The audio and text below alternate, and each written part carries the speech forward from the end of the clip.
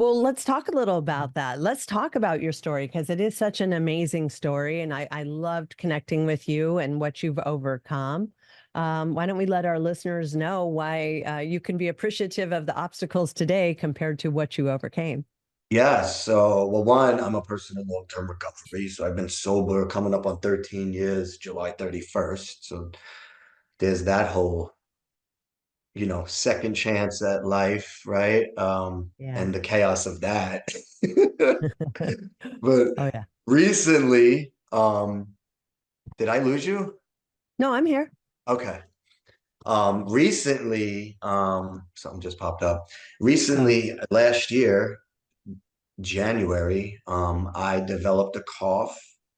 I was traveling a lot for business and different coasts, and I went to several doctors. I went to two primary care physicians first, and they told me that it was because I'm in Central Texas. They told me that it was allergies. And I'm like, listen, guys, it's not allergies because I've been in like California, Florida, and New York, and I've had this cough everywhere I've gone. And they kept saying it's allergies, giving me more medicine, sent me for chest x-rays. Nothing came back. So then I went down to Florida in like March, in April. And then when I came back, it was getting worse. So I said, I told my wife, we got to really like look at for specialists now because this is not getting better. There's something going on. This isn't allergies. I started to get, like lose a little weight during this time. I've always been in shape. I've always worked out my whole life since I'm 14 years old. Um, so we go to see a gastrointestinal and then we see a pulmonologist. Everything comes out good with the gastro. Now I have an appointment with a cardiologist after the pulmonologist, but the pulmonologist sends me for all these scans and tests, and they come back with this diagnosis that I have a rare pneumonia mm, called organizing pneumonia. It's the rarest form of pneumonia. They said after COVID, it's more prevalent than it's ever been. The way we're going to treat this is with 6 months of high dose steroids and antibiotics. So as soon mm, as I start the therapy, I go down, I get worse. yeah. So now I'm calling the doctor and now I'm coughing up this orange stuff, which Oh, is blood, I find out later. And I'm calling the doctor and letting him know, like, listen, I feel very sick. And now I'm not eating, Angie. I got nurses coming to my house giving me fluids because yeah. I'm like, what's going on? I can't even keep down like a banana and yogurt in the morning. And here I'm a guy that works out. I work out sick. Like I can't even work out now. 2 weeks Did you feel prior. like it was a side effect from the steroids? Because steroids, I mean, they do a number on your body. Was that So all that's what thought we of? were thinking. We were Yeah. thinking because I'm having like panic attacks I'm feeling at night. I'm coughing all night. Now I'm coughing this orange stuff up. I'm like, maybe this is breaking it up. It's getting better. Everything we looked at online was showing that, which never look at Google. When you have Right. health issues, when you have WebMD, health like, yeah, issues, go no. to the doctor. Don't look at Google. But we were looking and it was saying that like, shortness of breath and anxiety and all the things all the symptoms I was feeling was like similar to what steroids would be doing. But kept telling everyone I feel like I'm dying. Like Yeah. I couldn't eat. Yeah. And no one was believing me. And then finally on May 8th, I coughed up a bottle of Gatorade, like a half a bottle of Gatorade of blood that night. I was like, something's wrong now. I have to go to the hospital. Now, mind you, on May 8th, I didn't think that I was going to die. I didn't wake up I knew I was very sick and I knew something was wrong, but I felt like that morning they're going to figure it out. The doctor's going to figure it out. The hospital's good. There's no way in my mind that I think on May 8th when I woke up that I was going to die that day. That was not the case. So I go to my doctor and he's like, what's wrong? And I told him, I said, bud, I told you I'm getting worse. I'm not eating. I'm feeling sick. He's like, you have to admit to the hospital. So they admit me into the hospital, Baylor Scott and White in Lakeway in Austin. And they treat me for sepsis. So they misdiagnosed me again. Mm. And now they pump my body filled with fluids. One of the nurses in there was supposed to put a different pick into my arm. They put a pressor in my arm and it infiltrated my whole arm. It caused this giant blister around my whole arm, which is Wow. pretty deformed. It's come back from me working out over the year. But this But you was a can see whole the no. scarring there. Yeah. Oh, it's crazy. I mean, and then Yeah. they took it from my leg. I mean, Wow. this was a whole nother insane thing to deal with. But we'll just talk about the insanity of the experience what I just went through. I can laugh at today. So I'm in the hospital now, and the nurse messes my arm up. I'm in pain. I feel the burn in my arm. It's burning my Yeah. skin from the inside out, the medication, because she put the wrong pick in the arm. She was supposed to put a big, I mean, I'm not a doctor, I don't know, but from what I was told, she was supposed to put a bigger pick in my arm to introduce this medication into my system. So the medicine just went right into the skin and just burnt it from the inside out. Ugh. And then finally, one of the doctors, after like hours of me being there, realized that my heart was failing. I had 9% heart function, and my Wow. livers and kidneys were failing. So they're like, we need to ship you out of Austin to this like small town in the middle of Texas, Temple, Texas. It's like 30,000 people, Angie. You know what I mean? Yeah. And it's like they're like, this is the only place that could save you. And I'm like, what? I'm like by myself now. My wife went home to be with my son. We have no family here. We're from New York. And I'm like, what do you mean save me? Wow. Like, what do you mean save me? Yeah. Now I'm driving up to this an hour and a half drive from But Austin. they're letting you drive yourself. Like, No, no, no. The ambulance took me. oh, Oh okay. no, I Yeah. was in the hospital admitted now. Okay. Yeah. The Okay. ambulance came and took, I mean, I got IVs in me, my arms Yeah. got blisters. I mean, Wow. this is serious. And now they take me up to Temple, Texas, and there's a team of doctors waiting for me to save my life. Yeah. And my wife walks in with a picture of my son, and she's begging me to live for my son. Now, on May 8th, I didn't wake up thinking that any of this was going to happen. And I was so sick. They were like, we have to put him on a ventilator. And her only recollection, and me too, of a ventilator is COVID and it's over. Yeah. I was so sick at that point that I was willing to do anything. I said, I have to let them help me. I can't, there's no time Yeah. for second opinion here. I'm Yeah. dying. So I did. I died. I coded. Mm. And the doctors reversed it, Dr. Reddy, and I could get into the, I mean, if you want to ask me questions about, I mean, the story is insane. I could keep going. Um, I have the out of body experience while I'm this is happening, while I die. Yeah. Let's I talk about leave. that. That's something I Okay. really want to talk about because this is such a cool twist to it. It's so crazy, Angie. Yeah. So I leave my body, okay. And this is while you were And coding, like that's what was yeah, yeah, happening like I in your died, like body. it's in the records. I died. Yeah. Dr. Reddy reverses everything. They figure out what's wrong, that the hospital at Lakeway totally like made it worse for me. Yeah. You've never pump a person with heart failure with fluid. That's the worst Wow. thing to do. So he reversed it. They pumped like 18 gallons of fluid out of my body. Wow. Yeah, Damn. yeah. So he saved my life, but now they don't know what's wrong with me. So I have this out of body experience, which at first I'm like, is this real? Did this really happen? You know? But other things confirm it later. So I leave my body and I go to a black space. I'm just in this space. It's dark. It's like my shirt. Everything's Mm. dark. Okay. I had a friend that I had helped because I've been in recovery 13 years. I've helped a ton of people. I have a friend of mine now years ago.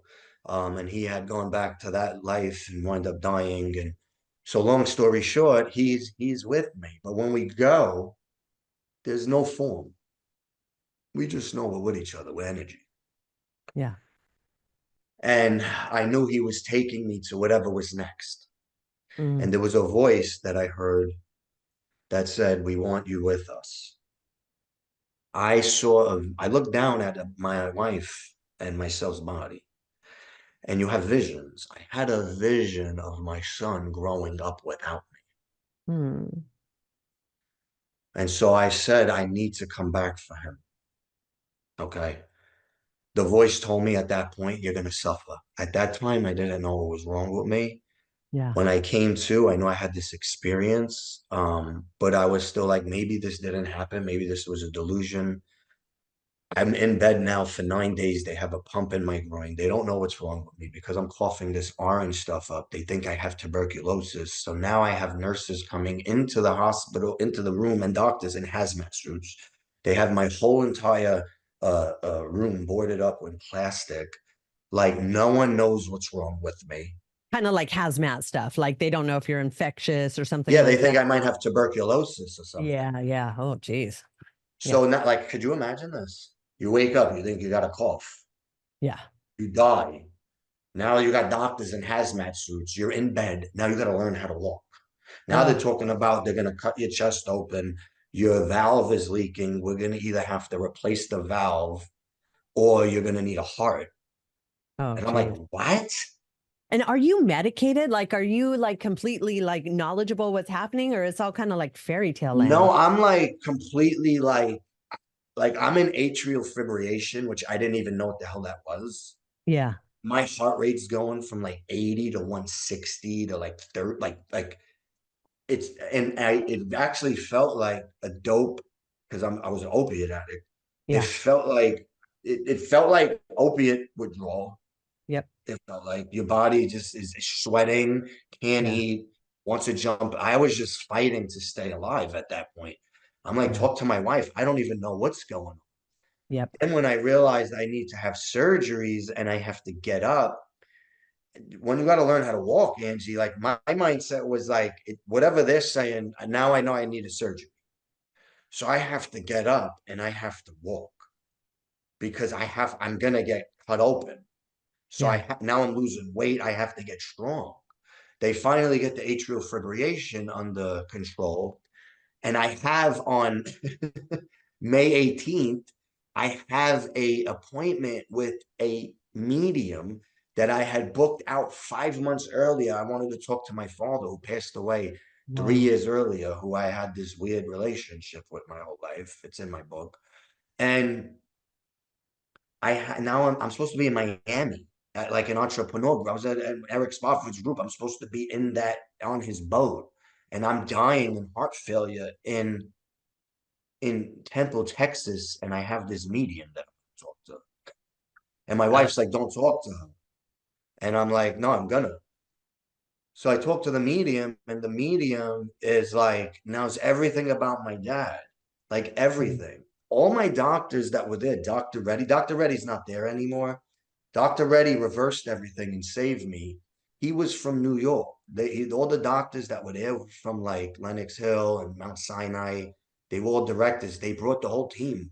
That's what made this little town have this great heart failure team cardiothoracic unit in the state. It's one of the best in the state, like with Dallas and Houston. It's better than Austin yeah. because of these people that are not there right now who Yeah. saved me. Okay. So the medium goes, she knows everything about my phone. Me and him are having a conversation through her.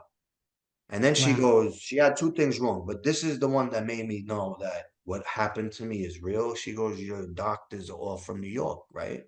And I said, yes, they are. And she goes, yeah, your father sent them there. How would she know that? Wow. She could know like by my accent that he liked the Yankees. You know what I mean? You could Google my name and find out my father's history. But how did she know that? And then Yeah. two other things that she got that I didn't know. She said that your dad keeps telling me about a birthday coming and a pendant and a chain. And I'm like, I have no idea. May 19th, my mother walks in the hospital room. Okay. And now I'm there like 11 days. I'm just finally starting to like take a few steps walking around. And I go, Ma, she's got everything right except this pendant and chain and birthday. Now, my father's mother died when he was 14. I never knew her. Her birthday was May 19th, the day after. Hmm. And then the pendant and chain, my Aunt Dolores gave my mother a pendant and chain of my grandmother, my father's mother, when he died. She gave it to his sister, my Aunt Camille. I FaceTime my Aunt Camille in the hospital, Angie, Yeah. and she's wearing the pendant and chain. Wow. And you never could have known that, let alone this lady you've never even met, how she could have known that unless there was something else at play. So at that point, I was like, okay, this really happened. Like, so this is not even real that we're in, you know? Yeah. Yeah. Yeah. All the stuff we stress about, it's not, we're in a scene in a movie. But anyway, that's we're in a scene in a movie. We're gonna watch. It's not real, Angie. Yeah, this is all make believe. So it isn't. Yeah. So now I'm like, all right, this is like I'm so grateful because my wife is not into any of this stuff, and she's watching all this, which is like, thank you God that I'm not crazy. Wow. So You know she what I was in mean? the room while you were having But this she's watched conversation. all of, she's seen all Yeah, of it, yeah. like Yeah. witnessed all of it. Many people have. Yeah. So it's like I'm not like because I'm like sometimes I don't want to talk about this because people think maybe he's crazy. You know what I mean? But this happened. Yeah, you have witnesses. This happened. Yeah. So anyway, now I'm like, okay, you're gonna have to get cut open. You're gonna need to get stronger. So you got when you learn how to walk, you got like it's your whole everything's spinning. I've been a bodybuilder my whole life. I used to bench press for 445, Angie. My Wow. 445 in the gym in my early late 20s, early 30s. My 445 in that hospital was taking 10 steps. And everything I've been through in my life prepared me for what I faced, my crazy life, the Yeah. street, recovery, giving me the tools to be able to process and respond to the hardest of challenges in life. Yeah. Wasn't for recovery, there's no way I have the growth mindset that I've had. So I'm in the hospital and I'm feeling the worst that I ever can, right? What is my future gonna look like? They're talking about a heart. I'm gonna have to have my chest cut open. And I'm a huge workout person like you. Am I Yeah. gonna be able to work out again? Am I Yeah. gonna be able to do the thing that I love most, which is work out again? Am I gonna be able to play with my kid? What does my future look like? And I Yeah. said to myself in that moment, get the fuck up. Get up and walk. And I'm hearing cold blue, which Mm. means someone died. Yep. I'm hearing that. And I'm walking. And Angie, I'm doing squats with the walker. You know what I Yeah. mean? Yeah. Because I know it's coming. Like these surgeries are coming. So I'm getting stronger. I'm resting. I'm walking. I'm bringing light to the unit. I'm bringing love because I'm so down. I need love. And the only way, because of recovery, because of the growth mindset, that I know to get love is to give it. So Yeah. I'm giving love in my worst time of my life in the unit to the patients, to the nurses, to the doctors, and my room becomes the light in the dark. Mm. Now I'm walking and they got me a Superman cape because I'm walking 5 miles with this pump in my chest right here. They put 13 staples in my chest because they were going to see if my heart's going to recover. It's called an impeller pump, which put me on the top of the list for the heart transplant just in case I needed it, which I was fighting in my mind. But I'm walking because I know I got to get strong and I'm being light for others, man, because this is the code of conduct that we create through the principles, through working these steps, through the growth mindset that no matter what, we show up in the woman and man that we've developed over these years, even in the face of death. You know what I mean? And Yeah. still Do you be the feel like light. that's because of like your deeper purpose to be there for others? It's almost like dying would be selfish. I've got to, my mission is to be there for others. I Therefore, feel I got to like, do what I got to do. yes, I feel like my life is not about me. Yeah. Like I'm God's offering to the world. He put me Mm. through everything that I went through so that I can be an offering for him. Like we Yeah. could all like I feel like people like you and I can heal people that most people can't heal because we were them and we've healed ourselves. Yeah. Only those people that walked in the fire and been on the other side of it and healed themselves, those are the greatest healers. Yeah. You know what I mean? So I knew I that. do. I've been in fires, so I want to be light. A lot of these people maybe in that unit weren't in those fires. You know what I mean? They're in their fire now, but I've been in fires my whole life since the womb, like coming out of the womb. Yeah. Haven't lived the life that many people have prior to all this stuff, which is Yeah. why it's like, why not me? And that was the mindset too, Angie. In there, it Yeah. wasn't victim. It wasn't why me or poor me. It was why not me. It was and another great thing, like right, we go in these rooms, we pay to be in these rooms. It's worth it. I met Nick Santanasasso and in that group with Eric last year, and when he was one of our coaches in the group, and he goes, in the hardest of times, you have to ask yourself, what is the gift in this, and what are you going to become because of it? And that was my mindset. I wrote a Yep. fucking book. I would never have written a book, Angie. I Yeah. wouldn't be on social media now or speaking. That's the gift. That's what I'm become. I'm doing Yeah. coaching. I wouldn't have been doing any of this stuff. But when we are in the hardest of times, if we ask ourselves the question rather than get into because it's going to be both. There's going to be like the darkness whenever we get up against ourselves, and then what are we going to feed? There's the light too. So Yep. asking ourselves that question, like, what is the gift in this hardest of fucking where it's like, what, why, how, what? Like, what's the gift in this? And what are you gonna become because of it? And go have Yeah. that vision. That I embraced where I was radically in that hospital. And I had a vision of where I was gonna go. And over the past 12 months, I've done that. So Love getting that. back to the hospital now, I go back after now I got the pump. Now they're like, I go in, and Dr. Hassan goes in, they're gonna see if my heart recovers. This pump is supposed to pump my heart so that if my heart's a muscle, it could calm down and maybe it'll heal. It doesn't heal. Mm, I go in, they go check, they're like, your heart's dead. I'm like, transplant now. So the psyche of that alone, sure. besides all the other Yeah. stuff that I just went through, Yeah. and now they also have to clean my arm. They have to debride my arm. Uh, Now I need a heart transplant. So now I'm like freaking out because I'm like, if my arm gets infected, I can die from the infection in my arm because yep. I have a low immune system. So I'm going to need an arm surgery and a heart transplant. Oh, what do you do in these moments? Right. Well, especially Go when you're back sitting in the hospital where there's nothing but like germs and sick people and people dying around you. everywhere. Yeah. How about you got to pay attention to doctors? One of the doctors that was cleaning my arm left tissues in my arm. I told him, Bud, you left tissues in my arm. He goes, no, I didn't. My other nurse, I'm like, I'll cut it open and see. He left tissues in my arm. If my wife didn't catch that, my Yeah. arm's infected. Who knows what happens? Right. There's so many variables, but in all of that, Angie, again, let's go back to the work that I did, that you've done. God is everything. We talk about it in AA and all. God is everything or he is nothing. People, is he? Is he? Like, is like God, are you you have my son, you have my wife, my finances, everything I've worked for in my life. It's yours. I live it. God's everything. Yeah. You know what I So mean? you just full surrender.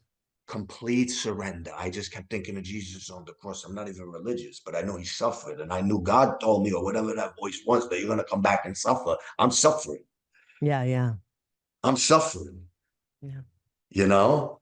So then on June 1st, they debride my arm. Now they're gonna put me on the list for the heart transplant. When you get on a transplant list, you have to see psychologist, social worker, colonoscopy, blood. I mean, every dentist.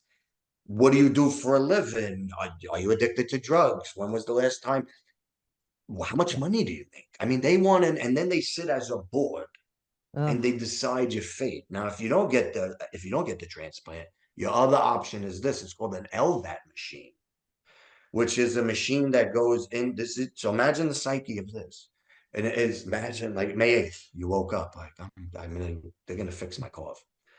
So the LVAT is a machine that goes into your heart, wires come out of your stomach, and you wear a belt that charges for 18 hours. That's how you live your life. So hmm. anyway, I got the heart because I was like, I'm not doing that. I'm Yeah. 44. I travel for business. I'm a father. I have a pool. There's like, I mean, at 70, maybe, but like now, no way. God, Um, just thinking about that. It's almost like getting approved for a house or a car. You're just sitting there waiting to see if they approve you, if you're worthy enough, if all your metrics line up and your credit score and everything. Your whole future relies on these people. and how about while you're waiting for that, you have to get your arm debrided, Ugh. Ugh. and now Painful. you're waiting for someone to die Right. Right. Which is what needs to happen to get a new heart, right?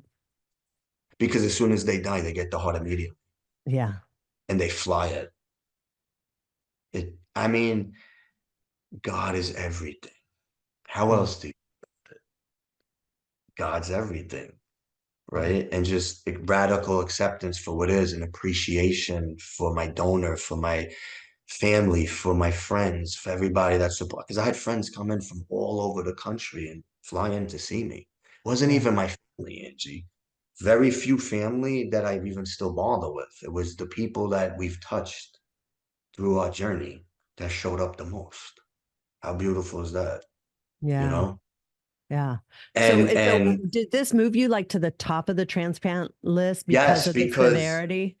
yes. So that's Mm, why I got it so fast. So now June 1st, they're mm, gonna debride my arm and then put me on the list. So I go in for the arm debridement. Now my arm is missing like this much of a chunk of it. They have to clean it every other day. When I took this, Angie, I took ibuprofen. I didn't take no pain meds. yeah. They did my arm. I had to get with the. Now I'm flirting with pain meds. Yeah. Now I'm Which, taking as a oxy. former opiate addict, that's a little scary. Now I'm taking oxycontin Yeah. and Dilaudid because the pain of the arm Yeah. is so. I'd rather get my chest cut open every day than have them clean this. I mean, you really, when you suffer the way I have physically, you really, I mean, like you could put your mind in different places. Yeah. You know what I mean? Like there's nothing. I truly feel like there's nothing that can stop me. Yeah. It's not, I mean, I've suffered like Jesus, you know? Yeah. So there's really like there's nothing that nothing can do to me at this point. So now I get the arm debridement and they come in on June 2nd. Usually my blood type would take 6 weeks, they said, because of where I was on the list. What's your blood type? O positive. So I could Okay. give, but I could only receive O positive. I could give to A and B. I could only Okay. receive O positive. So, and I was a smaller guy, like smaller frame guy. So they're like, it's gonna be like 6 weeks. So you're gonna be another 6 weeks. I was already in there for like 4 or 5 weeks. I'm in the Wow. hospital. So I'm like, all right, I'm Just gonna real quick, that's something I would never consider, that the heart size has to fit. Like it isn't one size fits all, right? Like, is that no, what you meant? no. Yeah. It That is wants to something I would fit. never even think about unless you said that. Oh, I know. So now June 1st, I get the arm debridement, which is like now I'm like panicking about this. I'm on the list one day. They come in June 2nd. They say tomorrow you go on transplant. Wow. Nobody gets that. So Yeah. now I'm like, holy shit, I just had my arm. I'm so grateful. I'm so scared because I'm like, my arm. I wanted my arm to heal for a little bit, maybe get the skin graft surgery. I'll be there 6 weeks. The arm will heal over the 6 weeks. Get the skin graft, then get the heart transplant because then that's covered and not an open wound. I Yeah. mean, I had this whole thing, Angie, was an open wound this thick missing. Oh, Like it looked like roast beef. yeah. Yeah. Yeah. Oh, had a wound vac on it. So all this is going, God is everything again. I have to surrender all of this. I can't worry. Even when you go into these surgeries, am I going to live? Sure. I'm Sure. Because having you my hear about heart people ripped. dying on the table all the time. I'm having my heart ripped. They've already messed my arm up. Yeah. No one knew what was wrong with me. Doctor Yeah. error happens all the time. I mean, I went to four doctors. No one knew what was wrong with me. Yeah. So the psyche of this, but also the beauty of it. Like, and then I have June 3rd. They come in June 2nd. The next morning, we get the heart transplant. And there's so much that goes into that. And I was blessed with a new heart on June 3rd. Oh, and I've been light since, man. We started writing a book in the hospital. The book just came out on pre-sale June 20th. It's on my website, frank Parisi.com for pre-sale. And then it's going to be on Amazon August 1st. So doing that, doing speaking all week. And I had a vision of what my body was going to be like because I lost everything in there. When I got home right now last year, I got home on June 15th, June 16th. I couldn't walk, Angie. Like when I walk up and down steps, I would shake. Oh, Body would shake. My body was getting used to the heart. My body was getting used to all the medication. My life's yeah. different. This year, Yeah. look at my neck. You see, that's a scar on my neck. They went Yeah. in my neck 16 times this year. They take Ugh, 3 pieces of my heart out. 3 pieces of my heart out for biopsy. I don't take no medication, no yeah. fentanyl, none of that. I'm wide awake. And even with the arm, I had to stay on the arm because after I got out of the hospital, I didn't get the skin graft till July 7th. So I was going to wound care and having home nurses come here and clean my arm. I had a wound vac on my arm, Oh, and I had to take Oxycontin. My wife held it for me, and I did it. I was honest with all my people in recovery about it. I hated it. I knew it was like the devil, but I felt like another spiritual battle, Angie. yeah. I had to flirt with the devil to feel God. Even when they cut me open, I was like, I don't want this. And they were like, you have to take this because your body is not going to heal unless you take this. Like your body's Because in it's under too such much stress. Yeah, it too won't. much trauma, Yeah. Angie. Yeah. When they would do my arm, I would have to bite on something. Yeah. I would shake violently, like Uh, scream and shake. It would feel like my arm was on fire for 24 hours. I would have to wrap it in ice, and they would let it heal for a day, and then the next day they come back. So I do it Monday, Wednesday, Friday. Monday, Wednesday. It was a nightmare. The mental where you gotta go mentally when you go through the pain like that, and you know it's coming. It's torture, straight torture. It yeah. was torturous.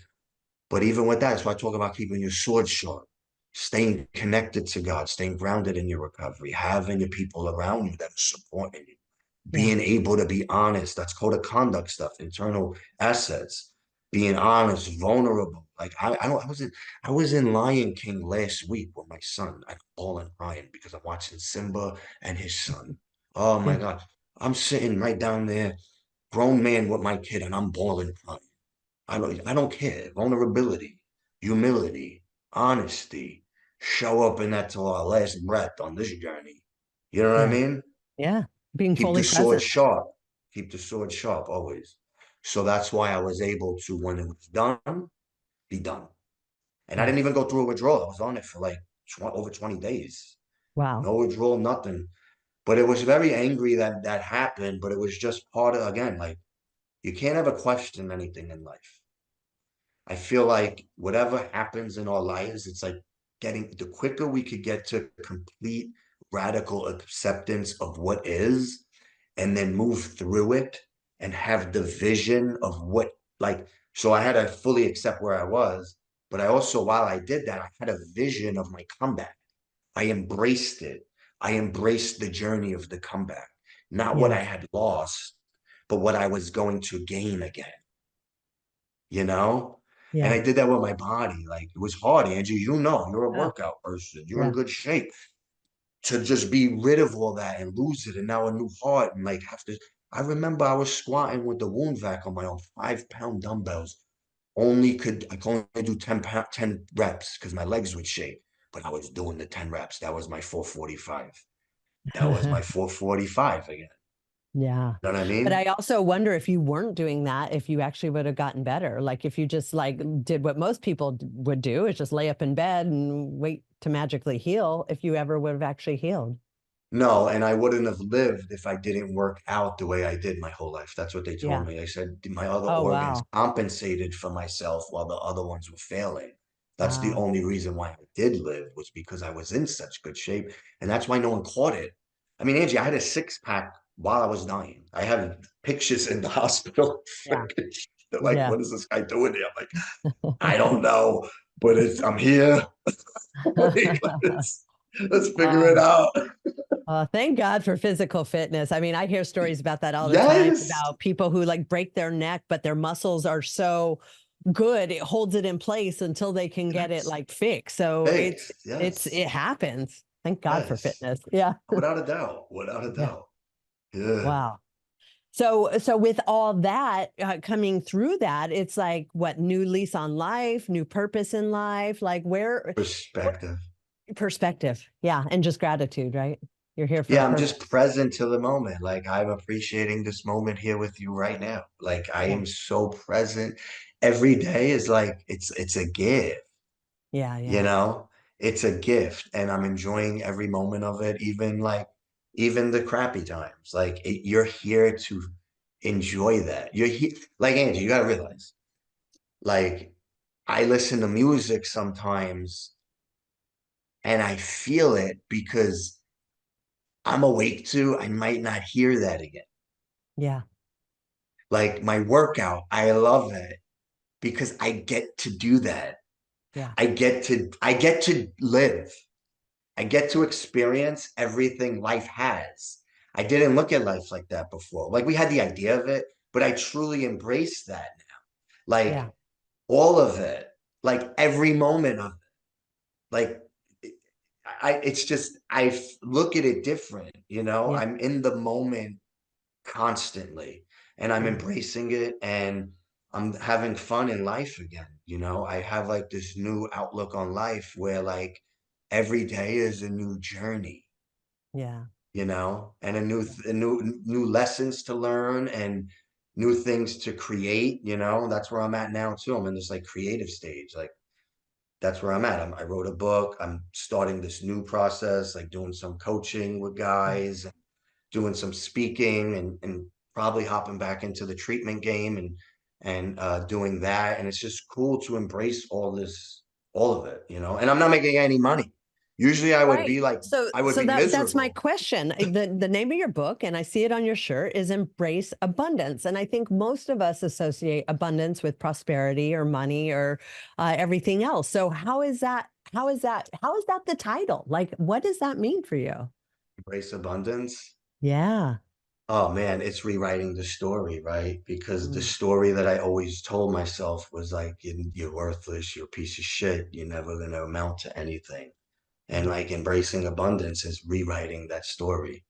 You know what I mean? It's yeah. about constantly investing in yourself. I talk about 5 pillars in my book because that's what's helped me to embrace abundance. When I pour into my faith, when I pour into my family, like when I pour into my health, my Hmm. business, my hustle, I call it, and my purpose. I embrace all the abundance this life has to offer. It's not one. I see a lot of people, Angie, and I was one of them, okay, Yeah. that was Yes. all in on business. Yes. But I felt like my relationship at home was my wife and my son, and then there was me. You know what I mean? Yeah. So, how successful am I when I'm not pouring into my son, when I'm not being a present dad for him, when I'm, Right. you know what I mean? So I I look do. at all my areas of my life and Yeah. and for me it's everything. It's showing up as the greatest version of myself in all areas of my life. I work out the way I do so my son works out the way I do. I hustle the way I do so my son hustles the way the way I'm gonna and be Sure. better. I pour into faith so my son pours into his faith. My son sees my purpose. He sees me be of service. So, like we did a lemonade stand, the money Mhm. he made, he goes and donates that to the Dripping Springs Helping Hands food pantry. So he Uh-huh. does what we do. So how I show up is how he shows up. And that's what embracing abundance is. It's about constantly investing in our evolution and our elevation. It's not being in the same stage character that you were last year. You should Yeah. be constantly growing and evolving every year. And that doesn't always mean financial, especially as an entrepreneur. Life as an entrepreneur is going to be like this. You're going Yep. to take hits, but you got to embrace that journey too. Like I just got my head cut off in business, Angie. You know what I mean? But I embrace it. It's what we Yeah. signed up for. I could go work for somebody and be like, you know what? But you embrace every part of this journey, being present to everything, embracing even when it sucks, because it doesn't really suck, because none of this shit is fucking real anyway. We're in a dream, so create your Exactly. dream. How Yeah. you want your vibration to be daily. If Yep. today was your last day, do you want to vibrate low or high? I want to vibrate high every day. Yep. Everything is in here. My friend Nick's got no legs and no arm. He got one arm. He's the happiest guy in the world, and he's a multi-millionaire. But he don't even care about money. He was burning money the other day. He's just it's all within. Everything is within us. You know what I Yep. mean? The whole world that we see is from within us. Yeah. Everything our world is created through within us. You Yeah. know, and the work that we do on ourselves. That's the other thing. A lot of people, I have friends, they do well. They make 180 grand. They travel. They're like VP of this or that. But that's all they do. They Yeah. don't invest in their health. They're not investing in their family as much as they should be. Yeah. So there's always areas when we really look at ourselves in the mirror. I do this, take an honest look. Where am I falling short? You know what I mean? And what are the areas I need to work on? You know, that's how we embrace abundance, self accountability too. You Yeah. know, Yeah, And I I never agree. did And that. I I just think had the story. I'm sorry. oh, no, no, go. Yeah, sorry. No, I was going to say, I think we see that a lot in the entrepreneur world as we gauge our success by dollars and we're not seeing quality of life. And so it's almost like when you're overly abundant in one, it can create deficiencies in the other. And that's where it's like really important for us to be mindful of all the things. And like, you know, in our world, like if you're not grinding 24/7, what kind of entrepreneur person are you? And it's like, well, that's only one part of our life. Like at the end of the day, you can't take it with you. So what is the quality of life Oh, today? you don't. You know, you Yeah. take none of this with you, but what my son will take with him is what I pass down to him. Yeah. You know what I'm Legacy. saying? And that's Yeah. true wealth, in my opinion. Sure. You know, I heard Sean Whalen speak once at an event, and he said, "Man, you did so good at business. Congratulations. You won at business and failed at life." You know what Yeah. I mean? Yeah. And I grew up in that. Yeah. My dad made a lot of money, not the right way, but like the values that I learned, like, you know what I mean? Like, that's why, Angie, for me, I came back. If I didn't have my son, I would have let them take me. But I came back and I developed, and I realized when I say my life's not about me, I developed the human being I did. And I didn't even know I was doing this when I was getting sober. But my life is about my son. And Yeah. it's not even just about him, it's about his future generations. Because the new computer program that I've developed, I've put into my system is going into him. Mm. So his whole future generations are going to have a whole new paradigm shift in the way they look at life and their Yeah. behaviors. Because I was the one in my family to change everything and be on that growth mindset.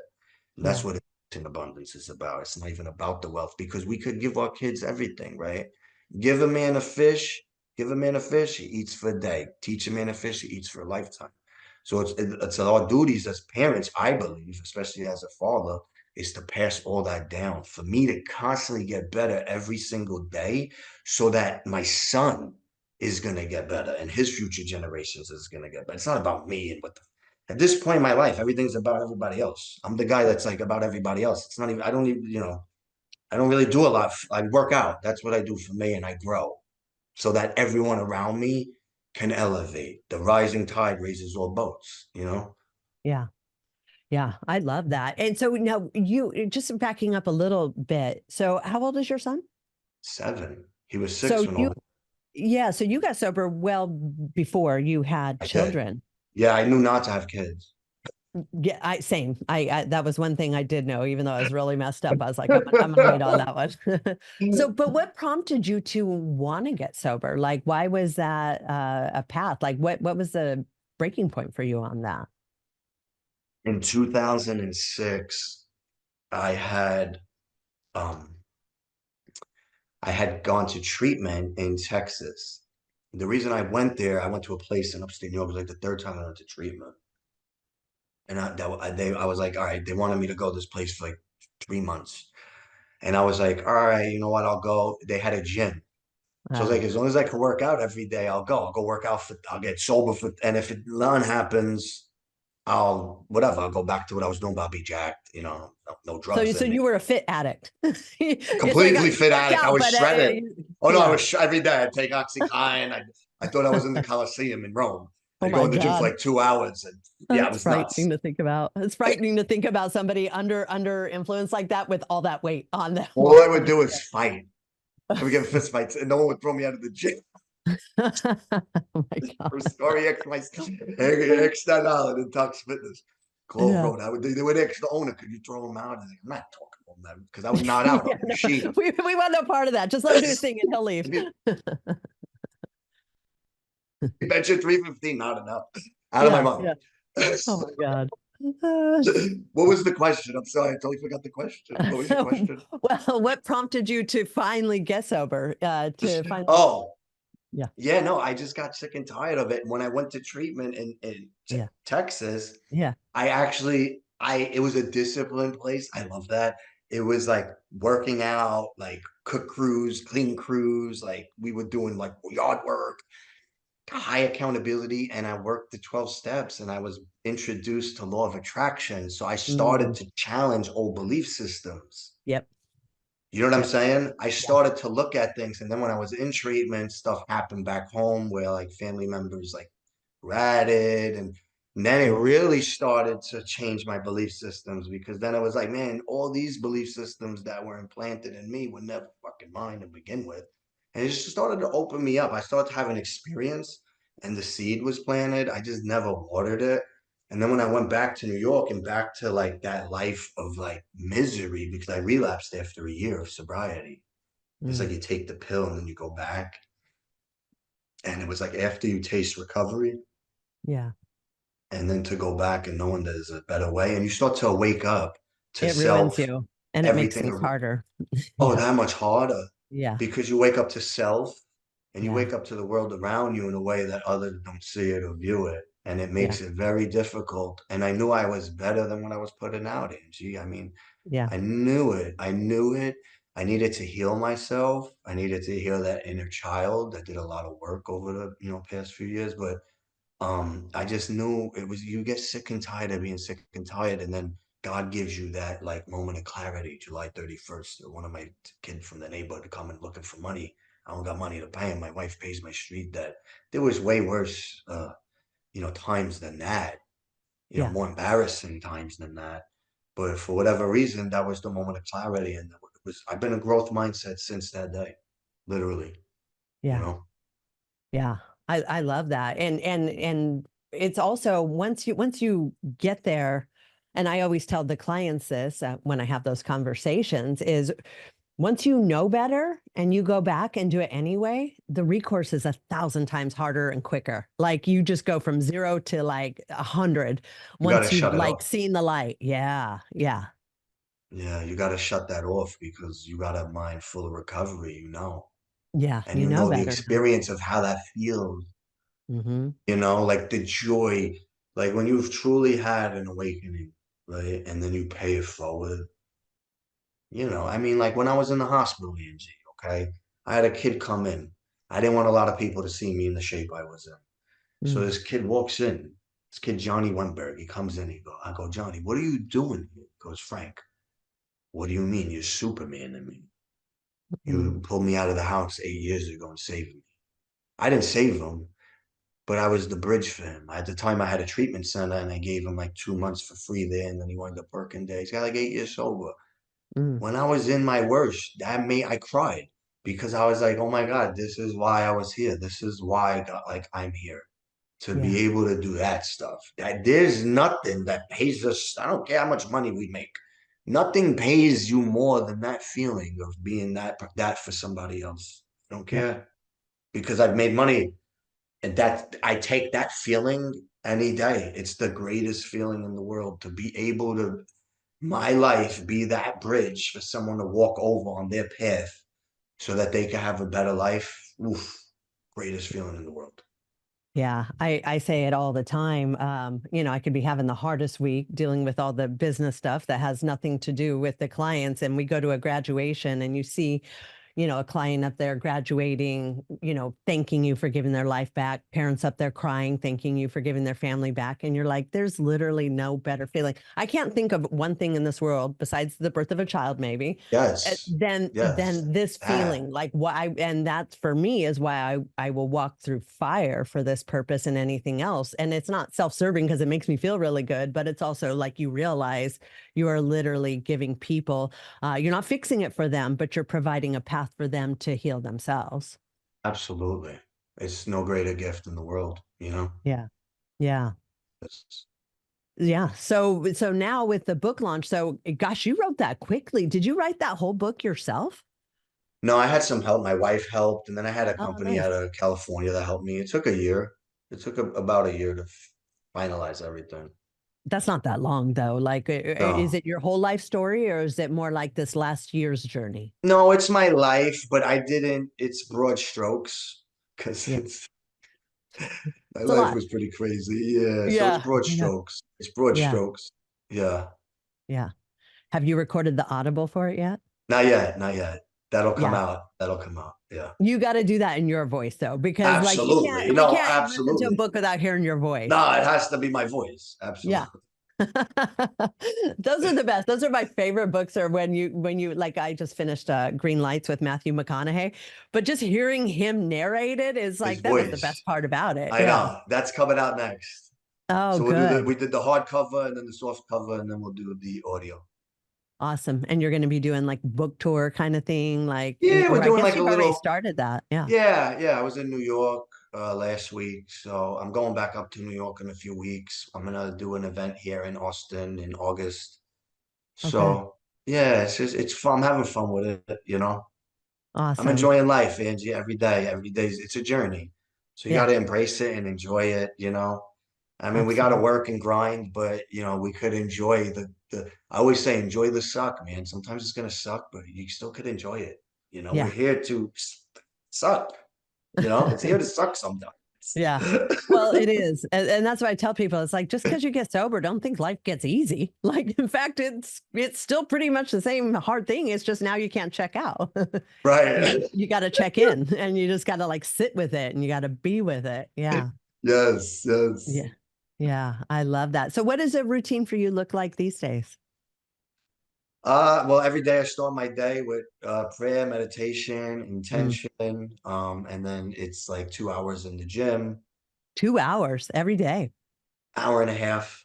Wow. Yeah, yeah. That's great. Six days a week, and then I take like a day where I stretch, Yeah. but I stretch like 3 days a week.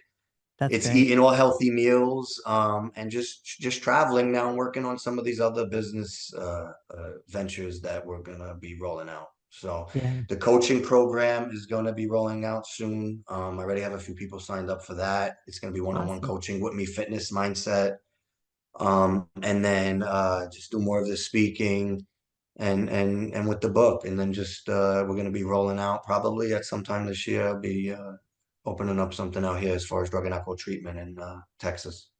Awesome. Heck yeah. So if our listeners want to get a hold of you, what's the best way for them to do that? Sure. On you could go to Instagram. It's at Frank Parisi 2011. And you could also purchase my book on pre-sale at frank-parisi.com. If you do that, you get a autographed copy. You can also buy a bundle where you can get the shirts. Nice. And then if not, it's going to be on Amazon on August 1st. Oh, wow. Amazing. Yeah. You're crushing it, dude. I am Yeah. so grateful that we met and I'm so grateful that we Same got to have here. this conversation Same today. here. And I'm definitely coming up to see you at some point because it's Yeah. bucket list for me to be in the Redwoods. So Oh, you're definitely going to see I me got you there. Yeah. within the next, in the next several months. I'm definitely going to come up there because I definitely want to see it. And I definitely want to see your treatment facility as well. Awesome. And we'd love to have you anytime. Yeah. Yeah. Cool. Well, thank you so much for giving us this conversation. Your story is absolutely phenomenal. I encourage everybody to get the book. I'm going to get it. I can't wait to read it. There's obviously a lot we didn't cover that's going to be in the book. So, yeah, Yeah. everybody should get that and Angie, get thank that you so shirt. much. Like, look at that Huh? shirt and Oh, get it's that cool. The shirt. back's cool too. The back has Let like me all see. the pillars. You see it. It's like my faith, family, Oh, health, family faith. Yep. yeah, yeah, yeah. Perfect. I love that. Yeah.